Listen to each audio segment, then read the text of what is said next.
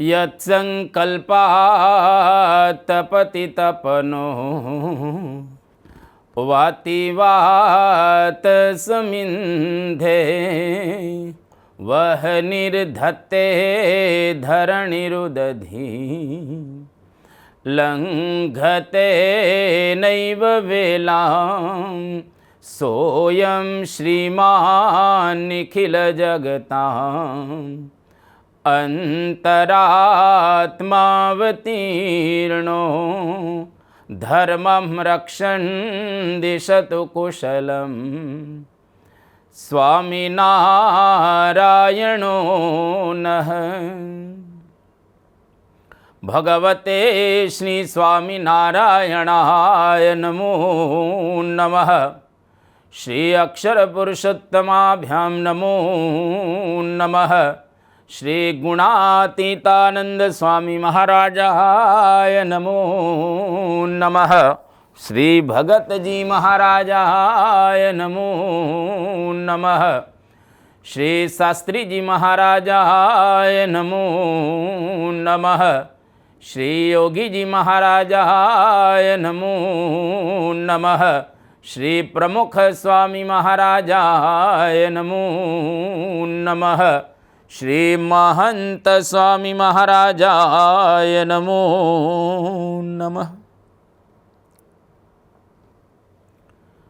પરમ પૂજ્ય મહંત સ્વામી મહારાજના કરકમળો દ્વારા લખાયેલો આ સત્સંગ દીક્ષા ગ્રંથ, જેની પારાયણ આપણે સાંભળી રહેલા છીએ, 282 શ્લોકો સુધી આપણે એ પારાયણનો લાભ પ્રાપ્ત કરી ચૂકેલા છીએ. આજે પરમ પૂજ્ય સ્વામીશ્રી આપણને 283 અને 284 આ 2 શ્લોકની અંદર ખૂબ સુંદર વાત સમજાવી રહેલા છે. ત્યાગીભિઃ પ્રીતિવૃદ્ધ્યર્થમ અક્ષર પુરુષોત્તમે નિષ્કામત્વં સદાધૈર્યં નિર્લોભત્વં સદૈવ ચ નિસ્વાદત્વં સદાધૈર્યં નિસ્નેહત્વં તથૈવ ચ નિર્માનત્વં સદાધૈર્યં અન્યે ચ ત્યાગીનો ગુણાઃ.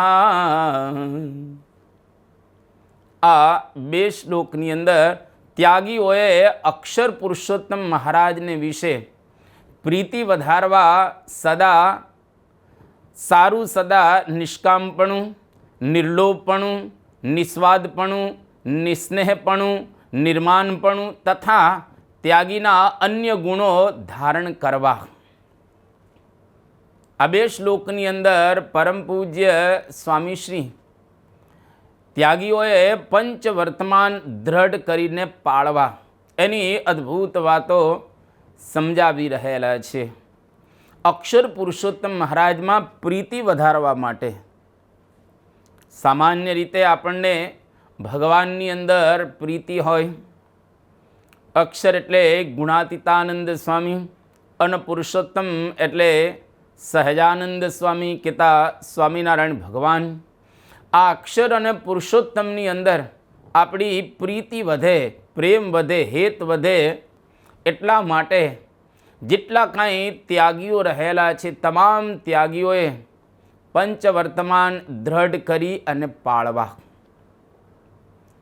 સંતોને માટે બહુ સુંદર વાત કરવામાં આવેલી છે કે પંચવર્તમાને પૂરા શુરા હરિને સંભાળતા. એટલે કે ભગવાનની ભક્તિ કરતાં કરતાં એમણે પંચવર્તમાન બરાબર રીતે પાળવા, દ્રઢ કરવા. જો ખરેખર પંચવર્તમાન ત્યાગીઓને દ્રઢ હોય તો એને સાચા ત્યાગી ગણવામાં આવે છે. જો પંચવર્તમાન બરાબર દ્રઢ ન હોય તો એને ત્યાગી ગણવામાં આવતા નથી. આમ ઉપરથી ત્યાગી જ ગણાય, પરંતુ આ સમ્યક પ્રકારે ત્યાગની વાત અહીં આગળ સમજાવી રહેલા છે. પરમ પૂજ્ય સ્વામીશ્રી પહેલું વર્તમાન બતાવે છે નિષ્કામ. આ પહેલું વર્તમાન ત્યાગીઓનું રહેલું છે. ખરેખર ભગવાન સ્વામિનારાયણ આ ધન્ય ધરા ઉપર અવતાર ધારણ કરીને આવ્યા અને આપણે જાણીએ છીએ પ્રમાણે 5 વર્ષ સુધી તેઓ પોતે છપ્પૈયાની અંદર રહ્યા અને પછી અયોધ્યાની અંદર લગભગ 6 વર્ષ સુધી રહે છે.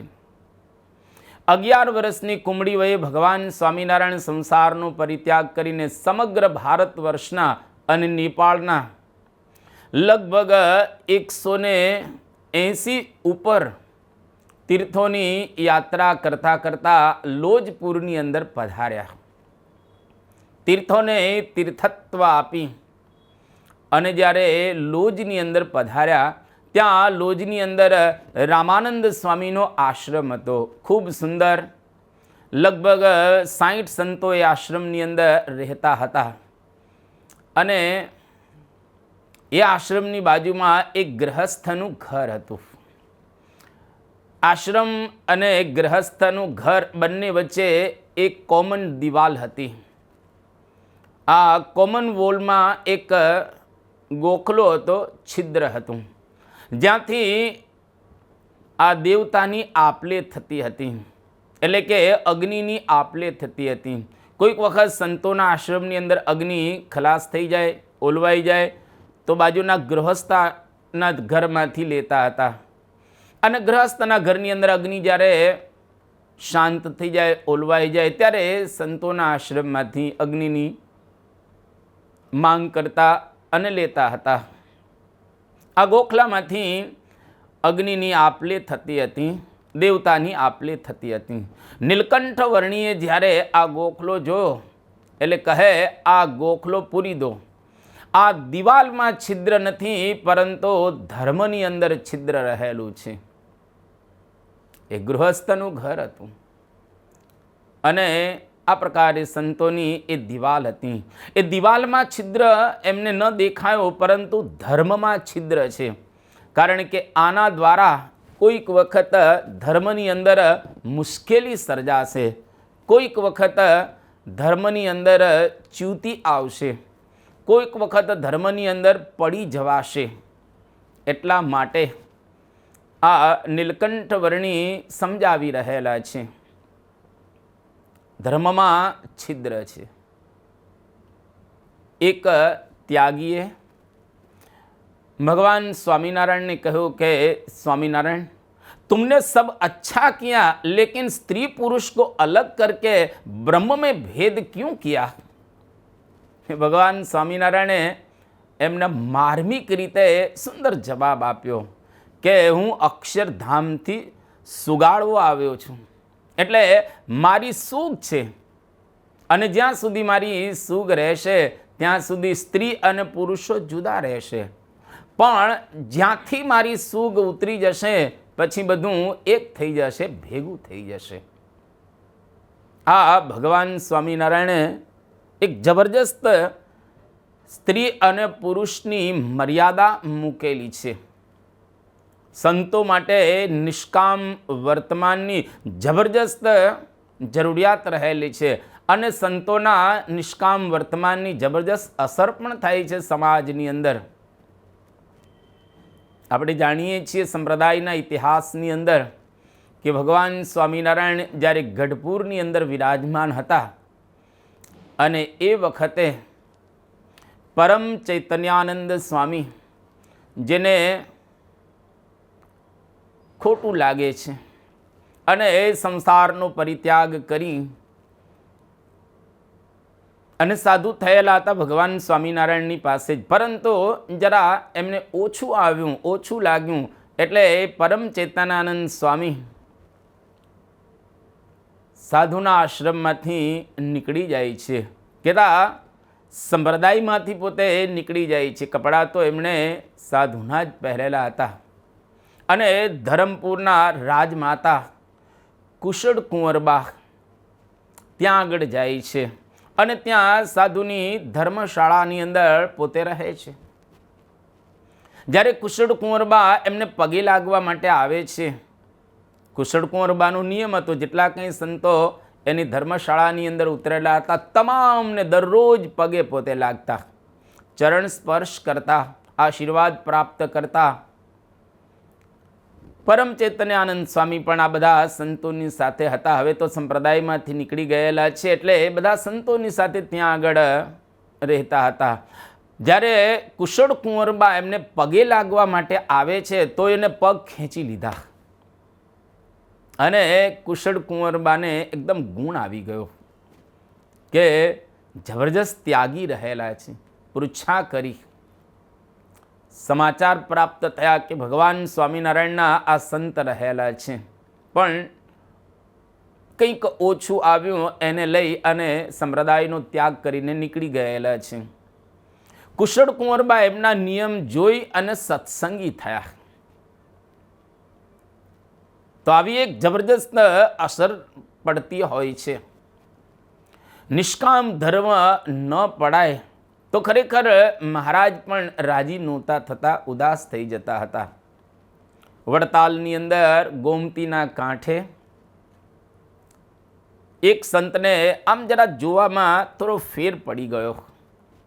મહારાજ એકદમ ઉદાસ થઈ ગયા અને મહારાજ સત્સંગમાંથી જવા માટે તૈયાર થઈ ગયા. મહારાજે કહ્યું કે સંતને જોવામાં ફેર પડ્યો જે યોગ્ય રહેલું નથી. ભગવાન પોતે ઉદાસ થઈ ગયા. જ્યાં જ્યાં નિષ્કામી વર્તમાનમાં ફેર પડતો હતો ત્યાં ત્યાં ભગવાન સ્વામિનારાયણને બિલકુલ ગમતું ન હતું, કારણ કે એ પોતે એના હિમાયતી હતા. ગુણાતીતાનંદ સ્વામીને પણ એવો જબરજસ્ત નિષ્કામી વર્તમાનનો આગ્રહ હતો. નડિયાદની અંદર એક વખત સદગુરુઓની પધરામણી એક હરિભક્તના ઘરે થાય છે અને જે સદગુરુઓની ખુરશીઓ ગોઠવવામાં આવેલી હતી એની નજીક બધા બહેનો હતા.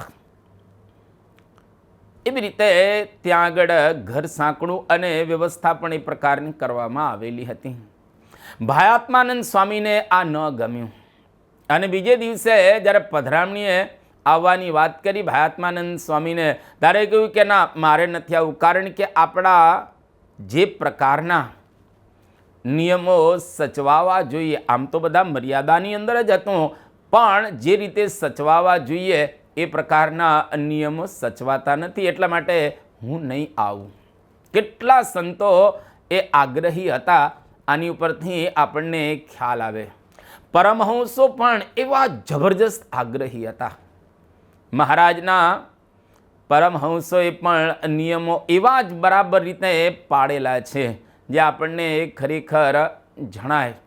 વાસુદેવાનંદ બ્રહ્મચારી જેતલપુરમાં મહોલમાં બેસી અને સત્સંગી ભૂષણ ગ્રંથ પોતે રચવામાં એકદમ મશગુલ થઈ ગયા હતા અને ત્યાં આગળ એક મોડ કળા કરી રહેલો હતો અને ઊભો હતો. આ વાસુદેવાનંદ બ્રહ્મચારીને એની અંદર સ્ત્રીની ભ્રાંતિ થઈ, સ્ત્રીના વસ્ત્રની એની અંદર ભ્રાંતિ થઈ અને એને ઉપવાસ કર્યો. મોર જ હતો, પણ મોર જે કળા કરીને ત્યાં આગળ ઊભેલો હતો એમાં એને ભ્રાંતિ થયેલી છે. ન સ્ત્રી હતી, ન એવું કોઈ વસ્ત્ર પણ હતું, પણ આ વાસુદેવાનંદ બ્રહ્મચારીને એવી ભ્રાંતિ થઈ, એની અંદર ભ્રાંતિનો એણે ઉપવાસ કર્યો. કેટલા બધા સંતો નિષ્કામી વર્તમાનની અંદર જબરજસ્ત આગ્રહવાળા હશે એનો આપણને આની ઉપરથી ખ્યાલ આવે.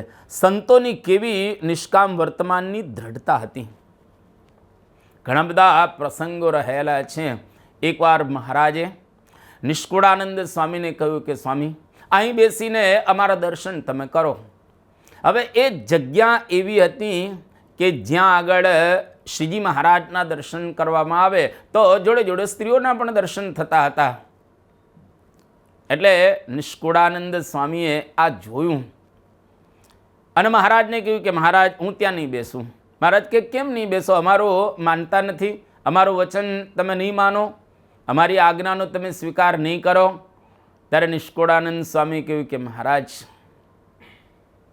આ તમારું વચન હું જો પાળું તો એના દ્વારા મને સ્ત્રીઓના દર્શન થશે, માટે આ યોગ્ય રહેલ નથી, એટલે હું આ વચન નહીં પાડું. મહારાજે કહ્યું તો જાઓ, અમે તમને વિમુખ કરીએ છીએ. નિષ્કુળાનંદ સ્વામીએ કહ્યું કે મહારાજ, સ્ત્રીઓના દર્શન કરી અને વિમુખ થવું એ કરતાં તમારો કર્યો વિમુખ થાવ એ ઠીક. એમ કહી અને નિષ્કુળાનંદ સ્વામી પગે લાગી અને ત્યાંથી ઊભા થઈ ગયા અને અન્યત્ર જતા રહ્યા. મહારાજ ખૂબ રાજી થયા, મહારાજ પ્રસન્ન થયા કે સંતોના અંતઃકરણની અંદર વર્તમાન પાળવાની કેવી જબરજસ્ત ખટક છે, કેવો જબરજસ્ત આગ્રહ રહેલો છે. મહારાજ એકદમ પ્રસન્ન થયા. માટે આવી આજ્ઞા પાળવામાં પણ આપણે એક વિવેક રાખવો. જ્યાં આગળ સ્ત્રીઓના દર્શન થતા હોય, જ્યાં આગળ આવું એક વાતાવરણ સર્જાયેલું હોય, તો ત્યાંથી આપણે અન્યત્ર જવું. સંતો માટે આ એક બહુ સુંદર વાત કરવામાં આવેલી છે. એકવાર કૃપાનંદ સ્વામીને નદીના સામા કિનારે એક લાલ લુગડું દેખાઈ ગયું. હવે આ લાલ લુગડું જ્યારે દેખાયો ત્યારે કૃપાનંદ સ્વામી એકદમ વસમું લાગી ગયું અને હાંફળા ફાફડા થઈ અને ક્યાંય સુધી પોતે દોડી ગયા. પછી ખ્યાલ આવ્યો કે આ તો ખાલી લાલ લુગડું હતું, પણ ત્યાં આગળ સ્ત્રી હતી નહીં. કેટલા બધા સંતો સ્ત્રીના આ વસ્ત્ર વગેરેથી પણ ડરતા હતા. ટૂંકમાં નિષ્કામી વર્તમાનની અંદર સંતો જબરજસ્ત દ્રઢ હતા. ગુણાતીતાનંદ સ્વામીની સાધુતા, એમનું નિષ્કામી વર્તમાનપણું અને ગુણાતીતાનંદ સ્વામીનું વર્તન, આ બધું જોઈ અને જૂનાગઢના દિવાન મંગળજીભાઈ એ ઘણી વખત કહેતા કે તમારું બ્રહ્મચર્ય જોઈને અમારા કાળજા તૂટી જાય છે, કારણ કે તમે જબરજસ્ત બ્રહ્મચર્ય વ્રતને પાળી રહેલા છો. તો ગોંડલના રાજમાતા બહુ જ સારા સત્સંગી હતા, ભાવનાવાળા હતા અને સંતો પ્રત્યે, મહારાજ પ્રત્યે એમને અદ્ભુત આદર હતો. એ રાજમાતા મોંઘીબાને ગુણાતીતાનંદ સ્વામીએ ચરણ સ્પર્શની ના પાડી દીધેલી હતી, કારણ કે મોંઘીબાની એવી ઈચ્છા હતી કે ગુણાતીતાનંદ સ્વામીનો ચરણ સ્પર્શ હું કરું, પણ સંતોની મર્યાદા પ્રમાણે એ ચરણ સ્પર્શ કરી ન શકે. ગુણાતીતાનંદ સ્વામીને કહેણ મોકલ્યો કે મને ચરણ સ્પર્શ કરવા દો, પણ ગુણાતીતાનંદ સ્વામીએ ચરણ સ્પર્શ એમને કરવા ન દીધો. આવા ગુણાતીતાનંદ સ્વામી નિષ્કામી વર્તમાનની અંદર પોતે આગ્રહી હતા. નિષ્કામી વર્તમાનમાં જરાય પોતે ચલાવી ન લેતા હતા. અને સાથે સાથે એટલું પણ સમજી રાખવાનું કે નિષ્કામી વર્તમાનમાં સંતો જરાય જડતા પણ રાખતા ન હતા. મહારાજે શિક્ષાપત્રીની અંદર વાત કરેલી છે અને સ્વામી શ્રી આગળ પણ આપણને સમજાવી રહેલા છે. એક વખત સંતો 4 ધામની યાત્રાએ ગયેલા 1987ની અંદર. એમાં યમનોત્રીની યાત્રાએ સંતો જ્યારે જતા હતા તો ખીણની અંદર એક સ્ત્રી ગબડી ગયેલી હતી. તો સંતોએ એમની રક્ષા કરી હતી. મુંબઈની અંદર સંતો જ્યારે પરાની સભાની અંદર જાય તો પહેલાં ટ્રેનની અંદર જતા હતા. હવે ટ્રેનની અંદર જ્યારે સંતો જાય એટલે સ્વાભાવિક રીતે ત્યાં આગળ બહેનો પણ સાથે જ હોય.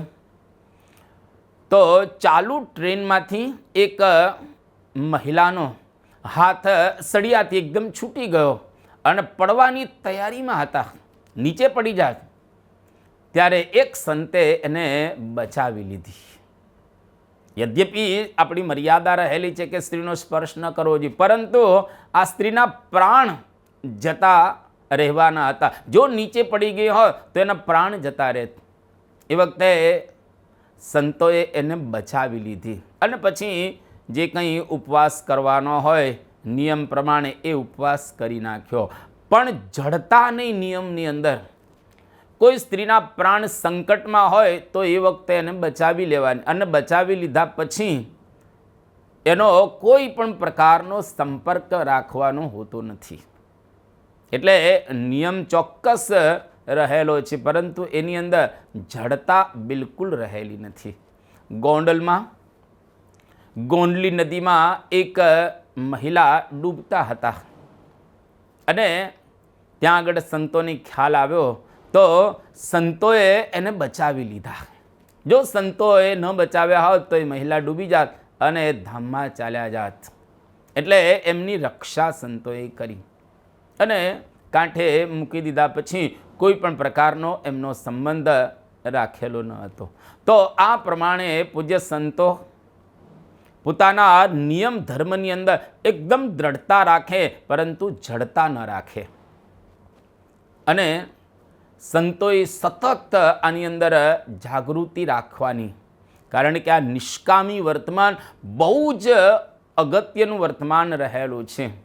શ્રીજી મહારાજના વખતની અંદર અને હરબાઈ અને વાલબાઈ આ બંને બહુ જ સારા મહિલા હતા અને ખૂબ પોતાના વિષયની અંદર સત્સંગની અંદર પણ આગળ પડતા હતા. અને વખતે એમણે જે ત્યાગીના ધર્મ એ બરાબર રીતે પોતે પાળતા હતા. અને શ્રીજી મહારાજ આ મહિલાને આદર પણ આપતા હતા.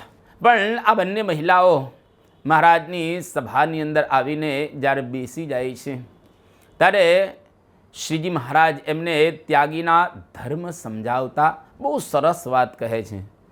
જેવો પુરુષ ને નારીનો સંગ, તેવો પ્રમદાને પુરુષ પ્રસંગ. એ તો છે ઘૃત અગ્નિ સમાન, એમાં કરવું નહીં અભિમાન. લીધી હોય જો ઇન્દ્રિયો જીતી, તોય સૌને શીખવવારીતી. મોટા મુક્ત રહે સ્ત્રીથી દૂર, એવી રીત ચલાવવા જરૂર. હવે એ સભાની અંદર આગળ આવીને બેસી જાય ત્યાં આગળ આપણી મર્યાદા બરાબર રીતે સચવાય. મહારાજ એમને ઉપદેશ આપે છે કે સ્ત્રી અને પુરુષો જ્યારે ભેગા થાય એની અંદર મર્યાદા રહેની માટે પુરુષોએ પુરુષોના વિભાગની અંદર, સ્ત્રીઓએ સ્ત્રીઓના વિભાગની અંદર આ પ્રમાણે બેસવું જોઈએ, જેથી કરીને મર્યાદા બરાબર રીતે સચવાય. કદાચ ઇન્દ્રિયો જીતી લીધેલી હોય તો પણ તોય સૌને શીખવવા સુરીતિ, સારા પ્રકારની રીતિ શીખવવા માટે પણ એમણે દૂર રહેવું જોઈએ. આવી મહારાજે અદ્ભુત શિખામણની વાતો એમને કરેલી છે. યોગીજી મહારાજ 1970માં મુંબઈની અંદર વિરાજમાન હતા. એ વખતે યોગીજી મહારાજે બહુ સરસ એક વાત કરી. અને યોગીજી મહારાજ પોતે ખૂબ એવા નિષ્કામી વર્તમાનના આગ્રહી હતા. અને લંડન જઈને યોગીજી મહારાજ પોતે પાછા આવ્યા હતા. એ વખતે યોગીજી મહારાજ એવું બોલ્યા કે હવે લંડન બોર્ડિંગ હાઉસ થઈ જાય તો ચાર્ટર પ્લેન કરીને જવું છે. પ્લેનમાં સ્ત્રી ભેગું બેસવું નથી. ધન કરતાં યોગીજી મહારાજ કહે ધર્મ વધે. શ્રીજી મહારાજ અને શાસ્ત્રીજી મહારાજનો આ સિદ્ધાંત હતો. એ પ્રમાણે વર્તવું. જો યોગીજી મહારાજને મર્યાદાનું કેટલું જબરજસ્ત રહેલું છે. સ્વાભાવિક રીતે બહાર જ્યારે મુસાફરી કરવાનું થાય એટલે એની અંદર સ્ત્રીઓ કોઈક વખત નજીક આવે, એને લઈ અને સંતોના નિયમોની અંદર જ્યારે સાચવવાનું હોય તો થોડું મુશ્કેલ પડે, મર્યાદા સાચવવાની થોડી મુશ્કેલી ઊભી થાય. જોકે સંતો કોઈ દિવસ ક્યારેય મર્યાદાનો ભંગ કરતા હોતા નથી. એ પ્લેનમાં જવાનું હોય કે ટ્રેનમાં જવાનું હોય કે બસમાં જવાનું હોય કે કોઈ પણ પ્રકારના અન્ય વાહનોની અંદર જવાનું હોય, મર્યાદા પ્રમાણે જ બધા સંતો વર્તી રહેલા છે અને વર્તે છે. પણ યોગીજી મહારાજનો એક જબરજસ્ત આગ્રહ હતો કે આપણે ચાર્ટર પ્લેનની અંદર જવું છે, જેથી કરીને કોઈ બહેનોનો એવો સુયોગ પ્રાપ્ત ન થાય. આવા યોગીજી મહારાજ નિયમ અને ધર્મની અંદર આગ્રહી હતા. નિષ્કામી વર્તમાનની અંદર આવા જબરજસ્ત પોતે આગ્રહી હતા. તો અત્યારના યુગ પ્રમાણે પૂજ્ય સંતોએ આ નિયમ અને ધર્મ સાચવવા એ ખરેખર અઘરા રહેલા છે. આજનું વાતાવરણ સમાજનું આપણે જોઈએ છીએ. આજના આ સમાજના વાતાવરણની અંદર પૂજ્ય સંતોએ નિષ્કામી વર્તમાનના જે પોતાના નિયમો રહેલા છે એને બરાબર રીતે સાચવવા. આજે મુસાફરીઓની અંદર, આજે સમાજની અંદર આપણે નીકળીએ, આજે જ્યાં પણ જઈએ ત્યાં આગળ વાતાવરણ જ પ્રકારનું બની ગયેલું છે. એ વાતાવરણની અંદર નિષ્કામી વર્તમાન સાચવવું સંતો માટે ખૂબ અગત્યનું રહેલું છે. જો બરાબર રીતે સંતો નિષ્કામી વર્તમાન સાચવે તો એના દ્વારા એક સમાજની અંદર જબરજસ્ત છાપ ઊભી થાય છે અને એના દ્વારા સમાજ ખૂબ એની પ્રશંસા પણ કરતો હોય છે. એટલા માટે એ બરાબર રીતે સાચવવું જોઈએ. ત્યાર પછી બીજું વર્તમાન છે નિર્લોભ. નિષ્કામ પછી નિર્લોભ. આગળના શ્લોકમાં આપણે નિર્લોભ વર્તમાન વિષયક ઘણી બધી વાતો સાંભળી ચૂકેલા છીએ. ટૂંકમાં કહીએ તો ત્યાગીઓએ દ્રવ્ય રાખવું નહીં અને રખાવું પણ નહીં. આ એક જબરજસ્ત નિયમ સંતો માટે બતાવવામાં આવેલો છે. પાંડુરંગ આઠવલેજી, જેને પરમ પૂજ્ય યોગીજી મહારાજ અને પરમ પૂજ્ય પ્રમુખ સ્વામીજી મહારાજ માટે ખૂબ આદર અને ભાવ હતો. ઘણી વખત આપણી સભાની અંદર પોતે પધારેલા છે અને બ્રહ્મ સ્વરૂપ યોગીજી મહારાજ અને બ્રહ્મ સ્વરૂપ પરમ પૂજ્ય પ્રમુખ સ્વામી મહારાજ પણ એમની સભાની અંદર, એમના આશ્રમની અંદર પધારેલા છે. આ મહાપુરુષો વચ્ચે ખૂબ સારો નાતો હતો. અતિશય એ બંને વચ્ચે એક નાતો હતો. તો દાદાજી પાંડુરંગ આઠવલેજી ઘણી વખત પોતે એવું બોલતા હતા સ્વામીના માટે કે પ્રમુખ સ્વામીજીને ગજવું જ નથી. આટલી મોટી સંસ્થાના એ ધણી છે, છતાં પોતાના નામે કંઈ રાખતા નથી. જબરજસ્ત એમને આ પ્રકારની એક અસર પડેલી.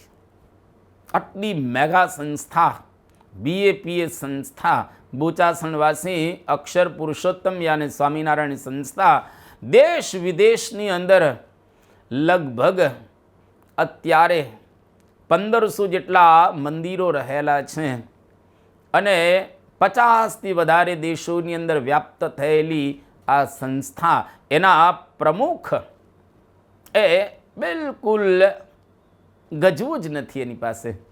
આટલી મોટી સંસ્થા હોવા છતાં એમના પોતાના નામે કંઈ એ રાખતા નહીં. બધી સંપત્તિ સંસ્થાના નામે, ટ્રસ્ટના નામે રહેલી છે. વ્યક્તિગત કોઈ સંતોના આ પ્રમાણે ખાતા રહેલા નથી. દાદાજીને એક જબરજસ્ત અસર થઈ ગયેલી. 1987ના દુષ્કાળ વખતે મુંબઈની જે ટ્રેન બધી, એમાં એક સાંઈ મંડળ એમણે પૈસા ભેગા કરેલા, લગભગ 1.25 લાખ રૂપિયા. આ બધા પૈસા લઈ અને પરમ પૂજ્ય પ્રમુખ સ્વામીજી મહારાજની પાસે એ લોકો આવ્યા અને કહ્યું સ્વામીજીને કે સ્વામીજી, આ મેં 1.25 લાખ રૂપિયા ટ્રેનમાંથી ભેગા કરેલા છે. અમારે આ રકમ જે પશુઓ માટે આપવાની છે અને તમે કેટલ કેમ્પ ચલાવી રહેલા છો તો તમે આ પૈસા અંગીકાર કરો, લો. ત્યારે પરમ પૂજ્ય પ્રમુખ સ્વામી મહારાજ કહ્યું કે ના, અમારે એ પૈસા નથી જોઈતા, પરંતુ તમે એ પૈસા બોટાદની અને ગઢડાની પાંજરાપોળમાં મોકલો તો સારું, કારણ કે ત્યાં જરૂરિયાત રહેલી છે. પરમ પૂજ્ય પ્રમુખ સ્વામી મહારાજે પૈસા ન લીધા અને એ બોટાદ અને ગઢડાની પાંજરાપોળમાં મોકલી આપ્યો. અને સ્વામી બોલ્યા કે અમારી પાસે જે કેટલ કેમ્પ રહેલા છે એની અંદર પૂરતા આ પૈસા રહેલા છે અને એમાં કંઈ વાંધો નથી, એટલા માટે તમે આ રકમ ત્યાં આગળ આપશો, જેથી કરીને એ લોકોને જે કંઈ નાનું મોટું એ લેવાનું હોય એમાંથી પોતે લઈ શકે. બિલકુલ સ્વામીશ્રીને લોભ નહીં, જરાય એમના અંતરની અંદર એ લોભ નહીં, એ આપણને આના દ્વારા ખબર પડે. તો નિષ્કામ, નિર્લોભ. અને ત્રીજું વર્તમાન છે નિસ્વાદ. બહુ સુંદર શિક્ષાપત્રીની અંદર ભગવાન સ્વામિનારાયણે પણ વાત કરી છે, સર્વેન્દ્રિયાણી ધ્યેયાની રસના તું વિશેષતઃ. ટૂંકમાં બધી ઇન્દ્રિયો આપણી જે રહેલી છે, વાક, પાણી, પાદ, પાયુ ને ઉપસ્થ, શ્રોત્ર, ત્વક, ચક્ષુ, રસના ને ઘ્રાણ, આ 10 ઇન્દ્રિયો રહેલી છે. સર્વેન્દ્રિયાણી ધ્યેયાની, બધી જ ઇન્દ્રિયોને જીતવી જોઈએ, પરંતુ એની અંદર રસના તું વિશેષતઃ, રસના ઇન્દ્રિયને વિશેષપણે જીતવી જોઈએ. શિક્ષાપત્રીનો 189મો આ શ્લોક. સર્વેન્દ્રિયાણી ધ્યેયાની, બધી ઇન્દ્રિયોની જીતો, પણ રસના ઇન્દ્રિયને વધારે વિશેષ જીતવી જોઈએ, કારણ કે એ જો જીતાયેલી ન હોય તો અન્ય ઇન્દ્રિયો પણ વશમાં નહીં રહે. પ્રથમના 18મા વચનામૃતની અંદર ભગવાન સ્વામિનારાયણ એવી વાત કરે છે કે પંચ ઇન્દ્રિયોના આહાર છે તેને અતિશય શુદ્ધપણે કરીને રાખજો. એ અમારું વચન જરૂર માનજો. પંચેન્દ્રિયોના જે આહાર છે એને બરાબર શુદ્ધ અને પવિત્ર રાખજો. આ મારું વચન એ લોપતા નહીં. મધ્યના 8મા વચનામૃતની અંદર મહારાજ કહે છે ઇન્દ્રિયોની વૃત્તિ બ્રહ્મયજ્ઞને વિશે હોમવી.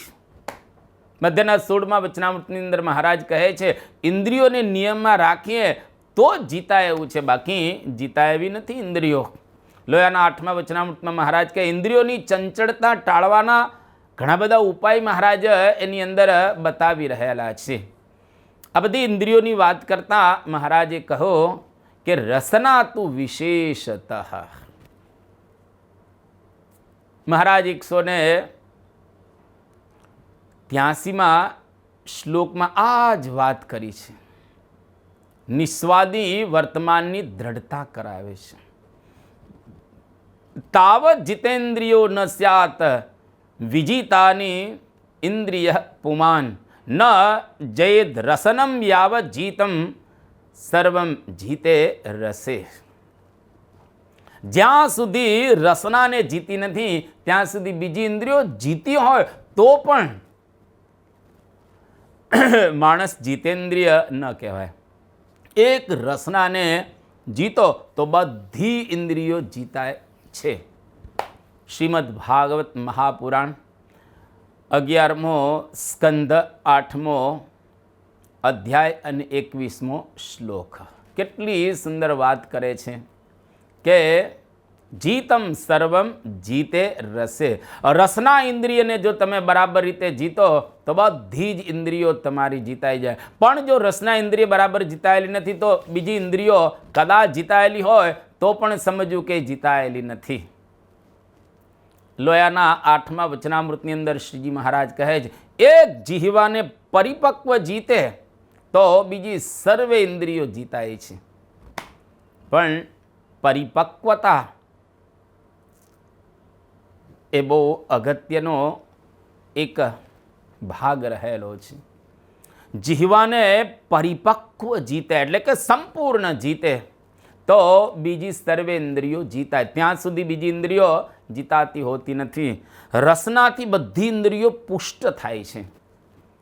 માણસ જ્યારે એકદમ વીક થઈ જાય એની અંદર શક્તિ ન હોય તો બીજી જે ઇન્દ્રિયો રહેલી છે એ ઇન્દ્રિયો પોતપોતાના વિષયની અંદર જાય નહીં. પણ જો રસના ઇન્દ્રિય વિશેષ કરીને પુષ્ટ થાય તો પછી બીજી ઇન્દ્રિયો છે એ ઇન્દ્રિયો પણ પોતપોતાના વિષયની અંદર વિશેષપણે જાય અને પ્રવૃત્ત થાય. માટે રસનાને આપણે વિશેષ જીતવી જોઈએ એ વાત મહારાજ અહીંયા આગળ આપણને સમજાવી રહેલા છે. આહાર સાત્વિક આપણે કરવો, યુક્ત આહાર કરવો. કામની પ્રવૃત્તિનું નિયમન એના દ્વારા થઈ શકે. જો આહારની અંદર ગડબડ હોય તો એ માણસ કામાસક્ત થઈ જાય. માણસને ભોગ ભોગવવાની જબરજસ્ત ઈચ્છા થાય. એટલા માટે સાધુએ બરાબર રીતે આહાર નિયમમાં રાખીને કરવો. સાધુને મિષ્ટાન વગેરે ભોજનનો વિશેષ યોગ થતો હોય છે. સારા સારા ભોજનનો પણ વિશેષ યોગ થાય. કારણ કે હરિભક્તો બધા ઠાકોરજીને રસોઈ આપે. ઠાકોરજીના માટે જુદા જુદા પકવાનો આપતા હોય છે અને એ બધા પકવાનો ભગવાન આરોગી લે, ભગવાન જમી લે, ભગવાન પ્રસાદીભૂત કરી લે. ત્યાર પછી પૂજ્ય સંતો અંગીકાર કરતા હોય છે, જમતા હોય છે. એટલે ઘણા બધા મિષ્ટાન વગેરે પદાર્થો આવે તો એ બધા પદાર્થો જો ખાય તો એના દ્વારા એમના જે નિયમ અને ધર્મ એ બરાબર રીતે સચવાય નહીં. એટલા માટે અહીંયા આગળ સ્વામી શ્રી સરસ સમજાવી રહ્યા છે. આ આજ્ઞા ઉપર ભાર દઈ અને સ્વામી શ્રી કહી રહેલા છે. એક વખત એક ત્યાગી આમાં સ્વાભાવિક રીતે વિચરણ તો કરતા જ હોય. એક જગ્યાએથી બીજી જગ્યાએ, બીજી જગ્યાએથી ત્રીજી જગ્યાએ. સંસારનો ત્યાગ કરી દીધેલો હતો, પરંતુ ખાવાની જે આસક્તિ એનો ત્યાગ કરેલો ન હતો. એટલે ગામની અંદર જેને કહ્યું કે ધોળી દાળ અને કાળી રોટી લાવો. ધોળી દાળ અર્થાત દૂધપાક, કાળી રોટી અર્થાત માલપુઆ. જો સંસાર ત્યાગ કરી દીધેલો છે પણ ખાવાની જે આસક્તિ એનો ત્યાગ કરવો ખૂબ અઘરો રહેલો છે. એક વખત એક ત્યાગી જમવા માટે બેઠા અને કંઈક પાપડ પીરસવાનો બાકી રહી ગયો હતો અને જોયું પાપડમાં આસક્તિ હતી. આમ તો ત્યાગીઓએ સહજ પોતાના પત્તરની અંદર જે આવે એ જમવાનું હોય છે, પણ પાપડ પેલો રહી ગયેલો હતો એટલે જરા મકર કરીને શું કહ્યો કે રસ્તાની અંદર હું જતો હતો અને એકદમ એક ફેણવાળો સાપ જોયો અને એ ફેણ પેલા પાપડ જેવી હતી. પેલા સમજી ગયો હું તો પાપડ આપવાનું ભૂલી ગયો, એમ કરીને પાપડ માગી લીધો. તો મકર કરીને પણ ક્યારેય માગવું નહીં. लड्डू खांड हुका चाहिए मेरे लालजी को, गुड़ बहुत गरम जनावता है, दोई मिसरी का बाल भोग चहे, दूध भैंसऊ का घना भावता है. કોઈક વખત ભગવાનની મૂર્તિ પોતાની સાથે રાખે અને પોતાને જે ભાવતા પદાર્થો હોય એ ભાવતા પદાર્થો મંગાવતા હોય છે. એટલા માટે ભગવાનની સેવા, પૂજા, ભક્તિ અદ્ભુત રીતે કરવા, પરંતુ પોતાની ઇન્દ્રિયોનું પોષણ થાય એવા પ્રકારની પ્રવૃત્તિ ન કરવી જોઈએ. સ્વાદથી ઘણા પ્રકારના વિઘ્નો પણ આવે છે, જે આપણા પુરાણોની અંદર, શાસ્ત્રોની અંદર બતાવવામાં આવેલા છે. એકદમ વિઘ્ન ત્યાગીઓના જીવનની અંદર આવે, ઋષિઓના જીવનની અંદર આવે, મુનિઓના જીવનની અંદર આવે, સાધુઓના જીવનની અંદર આવે. આ પ્રકારના વિઘ્નો આવતા હોય છે. પ્રસિદ્ધ પૌરાણિક પ્રસંગ રહેલો છે એકલશૃંગીનો.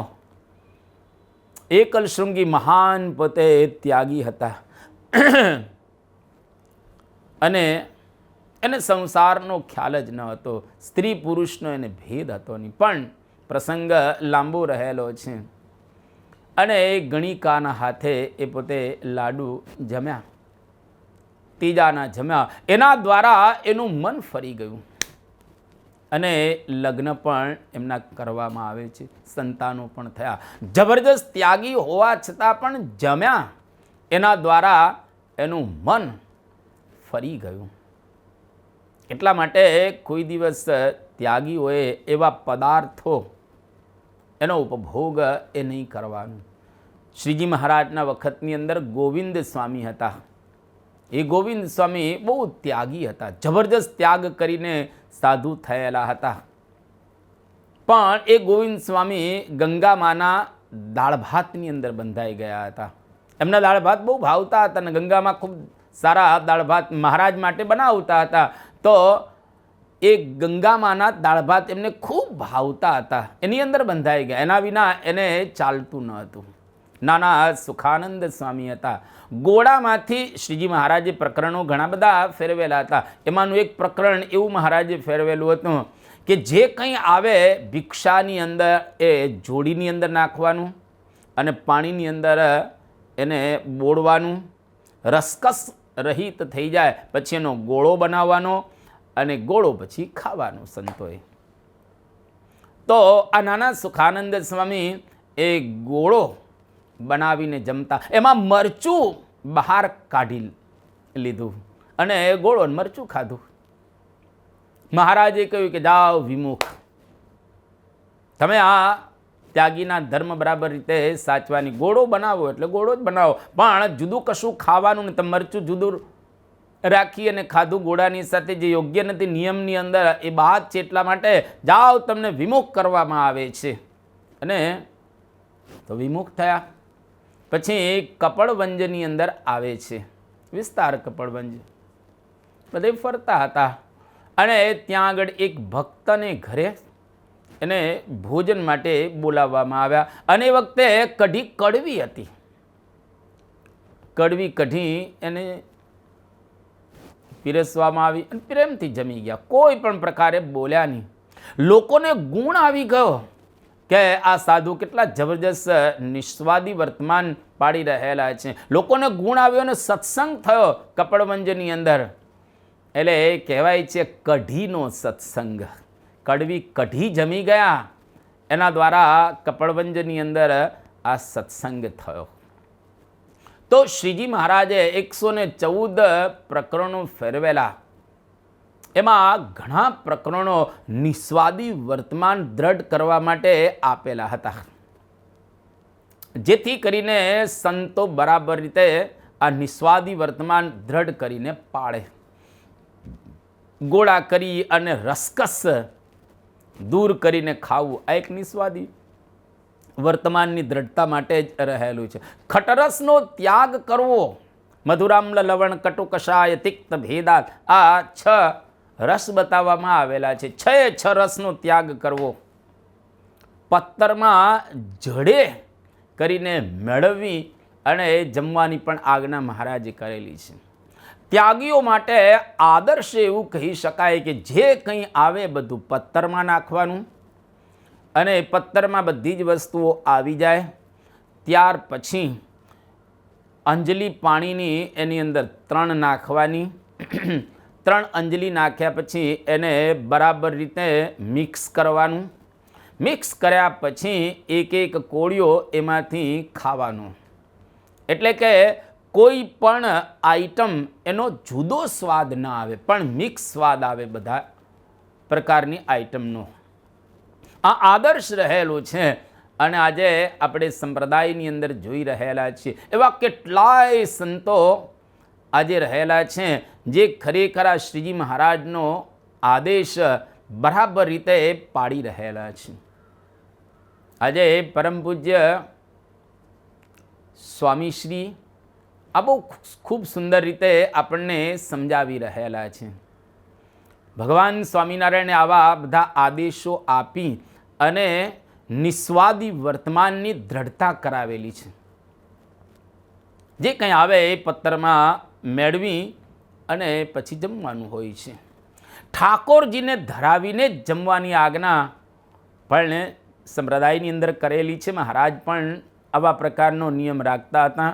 અને વર્ષોથી આ પ્રકારે સંપ્રદાયની અંદર પણ નિયમ ચાલુ છે કે જે કંઈ આપણને જમવાનું આપવામાં આવે બધું જ ભગવાનને પહેલાં ધરાવવાનું અને ભગવાનને ધરાવ્યા પછી આપણે એને અંગીકાર કરવાનું, જેથી સ્વાદ કરતાં ભગવાનનું સુખ લેવાનું અનુસંધાન આપણને રહે.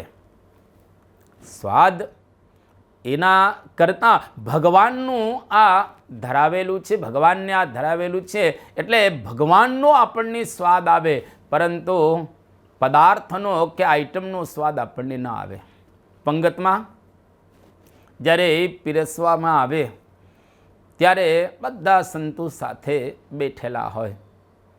મહારાજે ઘણા બધા આવા પ્રકારના નિયમો કરેલા છે. ગુણાતીતાનંદ સ્વામી પણ એક બહુ સરસ વાત કરી કે પંગતમાં લાડુ જમે એ નિસ્વાદી, એકલો બાજરો પલાળીને ખાય તો પણ એ સ્વાદિયો. બધાની સાથે પ્રેમથી જમતા હોય નિયમ પ્રમાણે તો એ નિસ્વાદી રહેલો છે, અને એકલો ખૂણામાં બેસી અને બાજરો જમે તો પણ એ સ્વાદિયો રહેલો છે.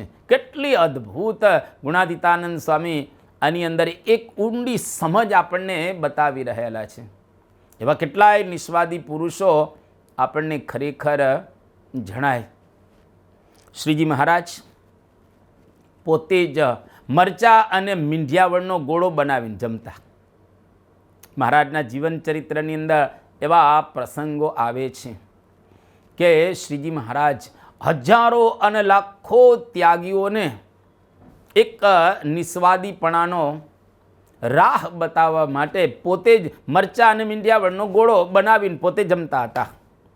ગુણાતીતાનંદ સ્વામી જુનાગઢના મહંત, અને જબરજસ્ત પોતે જુનાગઢ વિસ્તારની અંદર સત્સંગ કરાવેલો, અને એક ભાઈ કહેતા નાગર સદગ્રહસ્થ,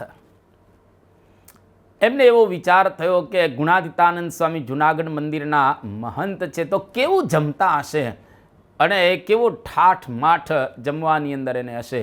પોતે થોડાક સ્વાદિયા હતા એટલે એમને આ પ્રકારે કલ્પના કરી.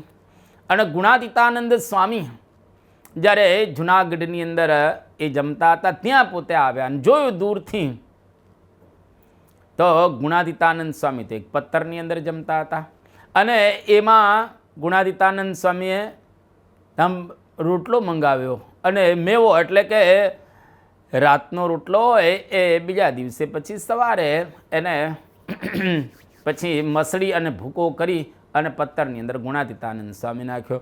અને પછી ત્યાં આગળ છાશ મંગાવે છે. પહેલાંના મનમાં એમ કે આ દૂધપાક આવ્યો હશે, અને પછી મીઠું મંગાવીને ગુણાતીતાનંદ સ્વામી એની અંદર નાખ્યું. છાશમાં ખટાશ હોય એટલે મીઠું નાખવું પડે, તો બાજરાનો રોટલો અને એની અંદર પાછી છાશ મીઠું નાખી હલાવી પાણી નાખીને ગુણાતીતાનંદ સ્વામી જમી ગયા.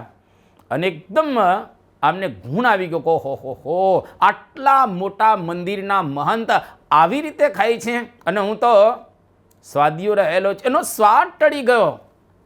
આ દ્રશ્યને જોયો, ગુણાતીતાનંદ સ્વામીને જમતા જોયે, અને એને થયું કે આપણે જમતી વખતે કશું જ બોલવું ન જોઈએ. જે કંઈ ભાણામાં આવે એ બધું પ્રેમથી આપણે ભગવાનને સંભાળીને જમી લેવું જોઈએ. તો આવા સંતો જબરજસ્ત નિસ્વાદી હતા. અરે ગુણાતીતાનંદ સ્વામી તો કોઠીમાં દાણા ભરે એમ પોતે અનાજ ભરતા હતા, અને ભગવાનની સ્મૃતિ સાથે બધું જ પોતે જમી જતા હતા. નિષ્કુળાનંદ સ્વામી પણ એવા વૈરાગી સંત હતા. જમવાની અંદર બિલકુલ નિષ્કુળાનંદ સ્વામીને જરાય ઠાઠ ન હતો, એકદમ સાદું પોતે જમતા હતા. અરે એક વખત નિષ્કુળાનંદ સ્વામી વડોદરાની અંદર ગયા, જ્યાં આગળ ગોપાળાનંદ સ્વામી જેવા યોગીન્દ્ર પુરુષ વિરાજમાન હતા, અને ત્યાં આગળ નિષ્કુળાનંદ સ્વામી આવ્યા. ખૂબ સરસ રીતે સ્વાગત કર્યું સ્વામીનું, અને નિષ્કુળાનંદ સ્વામીને આવેલા જોઈ અને ગોપાળાનંદ સ્વામીએ દૂધપાકની રસોઈ બનાવી.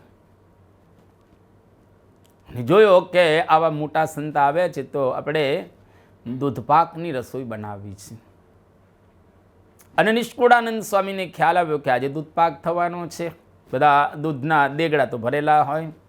જ્યારે આ દૂધના દેગડા જોયા તો નિષ્કુળાનંદ સ્વામી એ પોતે અંગીકાર નથી કરતા અને એ દૂધપાકના જે દીગડા હતા એ ઢોળાવ્યા એને અને પોતે જમ્યાની બહુ સાદું પોતે જમ્યા.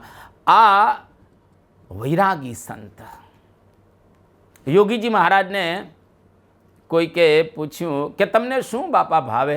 અરે યોગીજી મહારાજ બહુ સરસ જવાબ આપ્યો કે ઠાકોરજીની થાળમાં જે આવે તે ભાવે.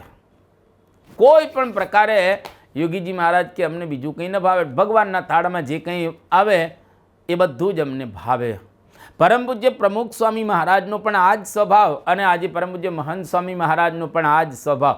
ભગવાનના થાળમાં જે વસ્તુ આવી એ તમામ વસ્તુ પ્રેમથી પોતે અંગીકાર કરે, કોઈ પણ પ્રકારે પોતાની ચોઈસ જ નહીં. ઘણી વખત સંતો પરમ પૂજ્ય પ્રમુખ સ્વામી મહારાજની સાથે વિદેશ યાત્રાની અંદર જતા હોય છે અને જુદા જુદા પ્રકારની સેવા હોય. કોઈકને જમાડવાની સેવા હોય, કોઈકને કીર્તન ગાવાની સેવા હોય, કોઈકને કથા કરવાની સેવા હોય, કોઈકને વળી ઠાકોરજીની સેવા હોય. એમ જુદા જુદા પ્રકારની સંતોને સેવા સોંપવામાં આવે. તો ઘણા બધા સંતોનો એવો અનુભવ રહેલો છે જે પરમ પૂજ્ય સ્વામીશ્રીને જમાડતા હોય એ જમાડવાની સેવા જેના જેના ભાગે આવેલી છે તમામ સંતોનો એક જ પ્રકારનો અભિપ્રાય રહેલો છે કે પરમ પૂજ્ય પ્રમુખ સ્વામી મહારાજને શું ભાવે છે ખબર જ ન પડે. ભગવાનના થાળમાં જે આવે એ ભાવે. બસ એમને એટલું જ ભાવે કે ભગવાને અંગીકાર કરેલું છે ને તો આપણે પણ અંગીકાર કરી લેવું. આજે મહંત સ્વામી મહારાજના જીવનની અંદર પણ આપણને આ દેખાય. બસ ભગવાનની પ્રસાદીભૂત જે કંઈ વસ્તુઓ હોય એ બધી જ પોતે અંગીકાર કરે. એમના સ્વભાવ પ્રમાણે એમને જે ભાવે એ પ્રમાણે એ પોતે લે, પણ કોઈ જુદી એમની ચોઈસ જ હોતી નથી. યોગીજી મહારાજનો તો કેવો જબરજસ્ત નિસ્વાદી પણાનો એક દ્રઢાવ હતો કે જે દિવસે સારી રસોઈ હોય તો એ વખતે યોગીજી મહારાજ ઉપવાસ કરતા. હવે સારી રસોઈ તો સ્વાભાવિક રીતે આપણે ઉપવાસ હોય તો છોડી દઈએ. જ્યારે યોગીજી મહારાજ તો સારી રસોઈ મંદિરની અંદર હોય એ દિવસે પોતે ઉપવાસ કરી નાખે. પરમ પૂજ્ય પ્રમુખ સ્વામી મહારાજ 1984માં હરીશભાઈ દેવાણી જે નૈરોબીના આ હરિભક્તો, હવે આ હરિભક્ત એમણે પરમ પૂજ્ય સ્વામીશ્રીને કહ્યું કે સ્વામી પીઝા જમો. અરે પરમ પૂજ્ય સ્વામીશ્રી કે એ પીઝાના રસિયા જુદા, અમે તો મમરાના રસિયા. સ્વામીએ કેટલું સરસ એમને કહ્યું કે પીઝાના જમનારા કે રસિયા જુદા, અમે તો મમરાના રસિયા છીએ. ટૂંકમાં એમને આવા કોઈ પદાર્થોની અંદર પ્રીતિ જ નહીં. ખાવું પીવું વગેરે એમાં કોઈ એમને વિશેષ રસ નહીં. બસ જીવન ટકી રહે, જીવનની અંદર સેવા સારી રીતે થાય, જીવન નિર્વાહ બરાબર રીતે થાય, શરીરની અંદર જેટલું અનુકૂળ આવે એ પ્રકારનું જ પોતે આ પ્રમાણે જમતા. અને આજે સ્વામી શ્રી કેતા મહંત સ્વામી મહારાજ જમી રહેલા છે. 1982માં પરમ પૂજ્ય પ્રમુખ સ્વામી મહારાજ લંડનની અંદર વિરાજમાન હતા અને એમનો જે થાળ, એ થાળની અંદર મગ, એના મગની અંદર મીઠું જ ન હતું. જ્યારે પરમ પૂજ્ય સ્વામીશ્રી જમી લીધા પછી બીજા જે કંઈ સંતો જમવાના હોય એ બધા જમ્યા ત્યારે ખ્યાલ આવ્યો કે આની અંદર તો કંઈ મીઠું જ રહેલું નથી. પણ છતાંય પરમ પૂજ્ય પ્રમુખ સ્વામી મહારાજ કશું જ બોલ્યા નહીં, કંઈ ન બોલ્યા. કેમ તો કે ઠાકોરજીને જ્યારે થાળ ધરાવવામાં આવેલો હતો તો ઠાકોરજી ક્યાં કંઈ બોલ્યા હતા, એટલે એ પોતે પણ કશું બોલ્યા નહીં. પરમ પૂજ્ય પ્રમુખ સ્વામી મહારાજ એક વખત બીમાર પડેલા અને એની અંદર ખીચડી બનાવવામાં આવેલી અને ખીચડીની અંદર કાજુ દ્રાક્ષ વગેરે નાખવામાં આવ્યા. ત્યારે પરમ પૂજ્ય પ્રમુખ સ્વામી મહારાજે કહ્યું કે એ કચરો ન નાખતા. કાજુ દ્રાક્ષને કચરો માને છે, એનો મતલબ કે સાદી ખીચડી તમે બનાવજો. જો એને ખાવાની અંદર એ બિલકુલ રસ નહીં એટલે આ પ્રકારે બોલી રહેલા છે. અન્યથા કાજુ દ્રાક્ષવાળી ખીચડી તો ખાવાનો આનંદ આવે, મજા આવે, પણ એમને એકદમ સાદું ભોજન, simple living and high thinking, એકદમ સાદા ભોજનને પરમ પૂજ્ય પ્રમુખ સ્વામી મહારાજ અંગીકાર કરતા હતા. અને આજે પરમ પૂજ્ય મહંત સ્વામી મહારાજ ખૂબ સાદું ભોજન પોતે અંગીકાર કરી રહેલા છે. એક વખત સ્વામીશ્રી પોતે જમતા હતા અને નવી કોઈ હરિભક્તે ઘંટી લીધેલી હતી. હવે ઘંટીની અંદર નવી ઘંટી હોય એટલે જે અનાજ દળવામાં આવે અને જે લોટ આવે એમાં કરકરવાળી રોટલી એ વખતે બની, કારણ કે લોટ એ પ્રકારે કરકરવાળો હતો એટલે થોડુંક એની અંદર આ પ્રકારે એ આવે. અને સ્વામીશ્રી જ્યારે જમવા બેઠા ત્યારે ખ્યાલ આવ્યો કે આ રોટલીની અંદર જરા કરકર આવી રહેલી છે. સ્વામી જમી ગયા પ્રેમથી. એ રોટલી ઠાકોરજીને ધરાવેલી હતી એટલા માટે. જ્યારે સંતો જમવા માટે બેઠા ત્યારે ખ્યાલ આવ્યો કે આની અંદર કરકર રહેલી છે, પથ્થરની કાંકરીઓ આપણે કહીએ ને. તો પરમ પૂજ્ય સ્વામીશ્રીને કહ્યું કે બાપા આપે કંઈ વાત ન કહી. સ્વામી કે ઠાકોરજીએ ક્યાં કંઈ આપણને કીધેલું હતું, તો આપણે પણ શા માટે કહેવું જોઈએ? જે કંઈ આવે એ બધું જ આપણે જમી લેવું જોઈએ, જે અનુકૂળ હોય તે, પણ બોલવાનું નહીં. તો પરમ પૂજ્ય સ્વામી શ્રી પ્રેમથી આ બધું જમી ગયા. મહેસાણામાં જન્મ જયંતિના દિવસે જ કડવી કાકડી આવી અને પ્રેમથી સ્વામી શ્રી કડવી કાકડી જમી ગયા, બોલ્યા જ નહીં. જ્યારે જમી લીધા પછી બીજા સંતો જમવા બેઠા ત્યારે ખ્યાલ આવ્યો કે આ તો કાકડી કડવી રહેલી છે. ગોંડલની અંદર રસ થોડો કેવળ સ્વામીશ્રીને આમ પીરસ્યો. હરિભક્તને એ વખતે એટલો બધો રસ ન હતો એટલે સ્વાભાવિક રીતે પીરસવામાં આવ્યો ન હતો. ફક્ત સ્વામીશ્રી માટે જ થોડોક રસ હતો, કેરીઓ એટલી જ આવેલી હતી.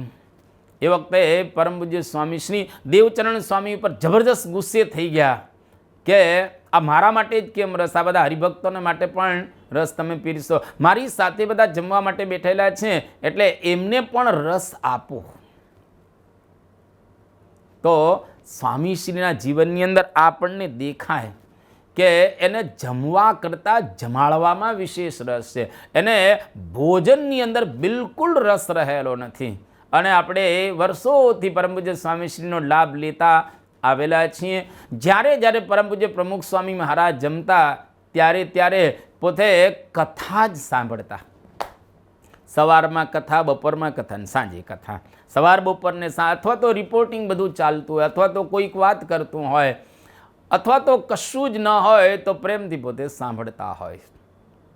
એને જમવા કરતાં કથા, કીર્તન, વાતો કે રિપોર્ટિંગની અંદર વિશેષ રસ હતો.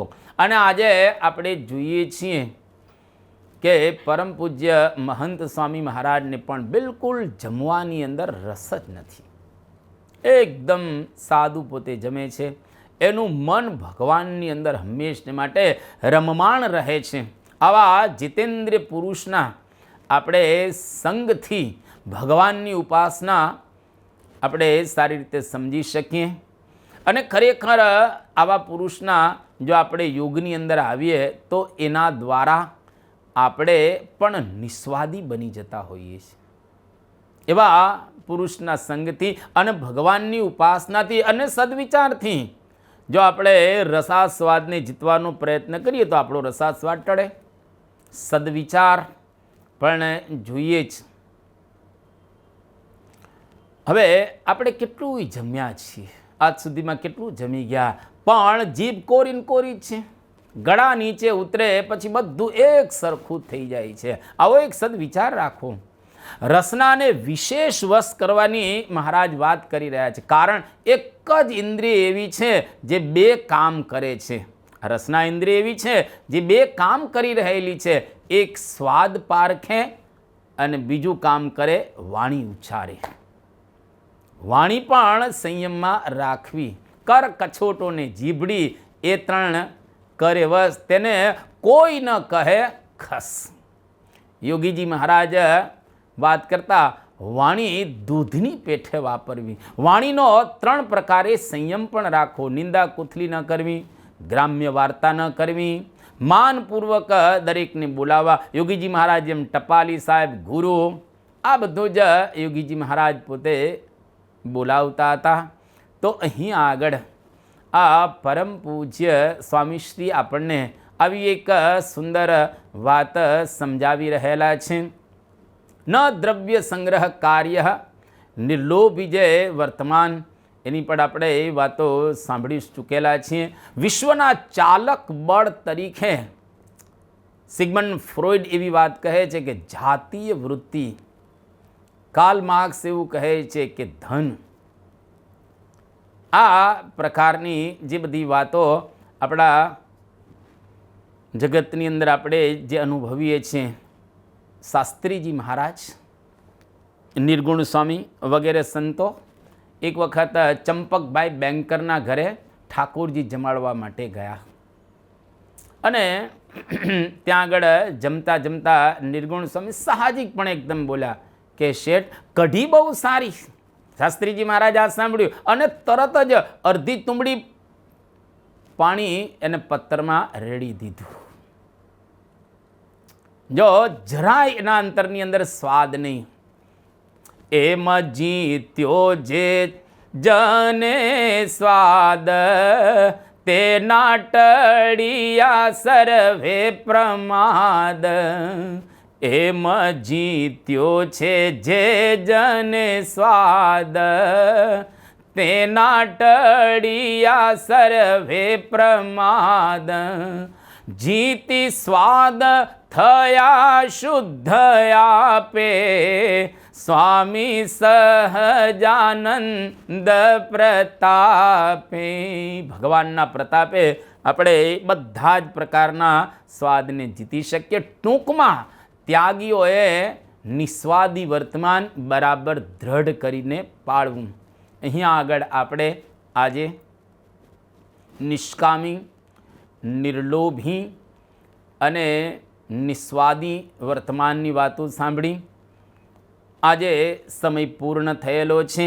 આ શ્લોકો 283 અને 84 જે આપણે સાંભળી રહેલા છીએ એનો દોર આપણે આગળ સાંધીશું, પરંતુ આપણો સમય પૂર્ણ થઈ ગયો હોવાથી આ બંને શ્લોકોને અહીં આગળ આપણે સ્થગિત કરીએ છીએ. 2 મિનિટ ધૂન બોલાશે અને ત્યાર પછી ધ્યેય મંત્ર અને વિદાય શ્લોક બોલી આજની પારાયણને આપણે અલવિદા આપીશું. સ્વામી નારાયણ નારાયણ નારાયણ, સ્વામી નારાયણ નારાયણ નારાયણ, સ્વામી નારાયણ સ્વામી નારાયણ, સ્વામી નારાયણ સ્વામી નારાયણ, સ્વામી નારાયણ નારાયણ નારાયણ, સ્વામી નારાયણ નારાયણ નારાયણ. ગુણાતીતં ગુરું પ્રાપ્ય બ્રહ્મરૂપં નિજાત્મનઃ, વિભાવ્ય દાસ ભાવેન સ્વામિનારાયણં ભજે. શ્રીહરિં સાક્ષરં સર્વદેવેશ્વરં